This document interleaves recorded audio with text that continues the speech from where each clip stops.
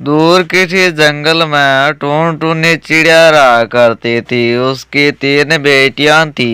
एक दिन उसकी सास उससे कहती है, अरे अरे बहू, अगर तुम्हारे अंडे से इस बार बेटा नहीं निकला तो ठीक नहीं रहेगा। अब तूने तो तीन तीन बेटियां पैदा कर कर रखी है। अगर तूने इस बार बेटी पैदा की तो मैं तुम्हारी वो हालत करूंगी कि तू 7 जन्मों तक याद रखेगी। और मेरा बेटा तो पूरे दिन तुम्हारे पेट भरने के लिए काम करता रहता है। मैं तो खैर जा रही हूँ उसको थोड़ा सहारा देने के लिए। अब जाकर तू किचन संभाल, इस बेटियों के ऊपर ज्यादा मत लगी रहा कर। और तू है जो मेरे बेटे को मनपसंद खाना भी नहीं बना कर देती है।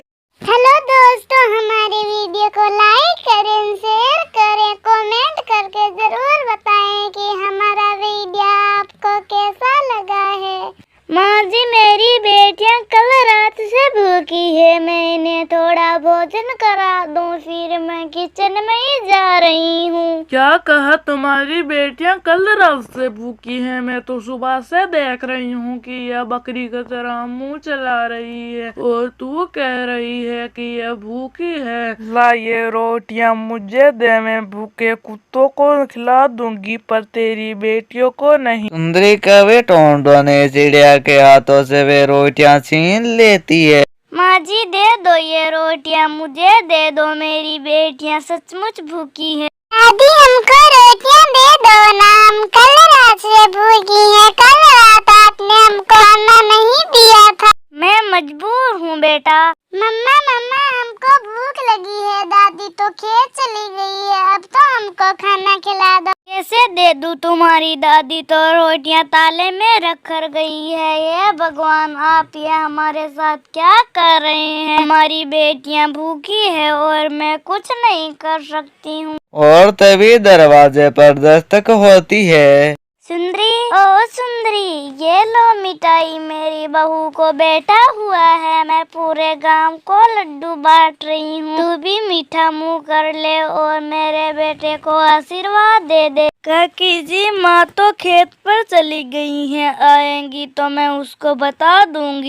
अरे तुम्हारे आंखों में आंसू, तू रो क्यों रही है? काकी, मैं आपसे क्या छुपाऊं, मेरी बेटियां कल रात से भूखी हैं। मेरी माँ जी ने तो ताले में रोटियां बंद करके रखी है। अब मैं मेरी बेटियों को क्या खिलाऊं? सब तो होना ही था। तुमने 3 बेटियां पैदा करके रखी है। इस बार तुमने बेटा पैदा किया तो तुम्हारी सास तुमको अपनी आंखों पे बैठाए रखेगी। अगर तुमने बेटी पैदा की तो तुम्हारी खैर नहीं। सुंदरी कभी मुझको कह रही थी कि मैं अपनी बेटे की दूसरी शादी करवा दूंगी। अब मैं चलती हूँ, मुझको और भी बहुत काम है। और फिर टूनटूनी चिड़िया सोचने लग जाती है, बहुत हुआ, मैं मेरी बेटियों का बलि का बकरा नहीं बना सकती हूँ। मुझ में इतनी हिम्मत है कि मैं मेरी बेटियों को अच्छी तरीके से पाल सकती हूँ।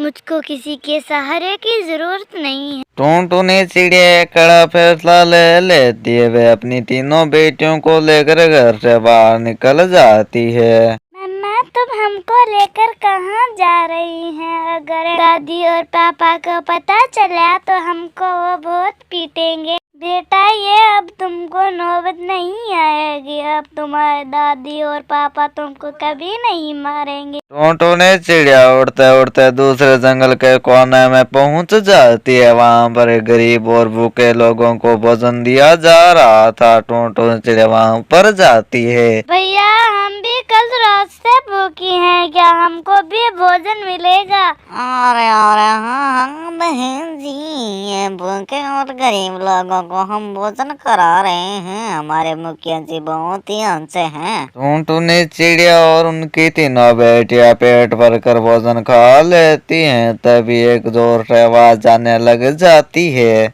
मुखिया जी आ चुके हैं, मुखिया जी आ चुके हैं। जल्दी जल्दी मुखिया जी के पास आओ और अपनी समस्या मिटवाओ। टूनटूनी चिड़िया अपनी सारी समस्या मुखिया जी को बताती है। और टुनटुनी बेटा, तुमको चिंता करने की कोई जरूरत नहीं है। मैं तुमको तुम्हारी बेटियों को रख लूंगा। तुम बस मेरे घर में सब्जी रोटी बना देना। और अब तुम्हारी बेटियों को पढ़ाने का खर्चा मैं लूंगा। इनको पढ़ाओ लिखाओ। और फिर टुनटुनी चिड़िया की तीनों बेटियां पढ़ाई करने लग जाती है। फिर टुनटुनी चिड़िया खुशी खुशी रहने लग जाती है।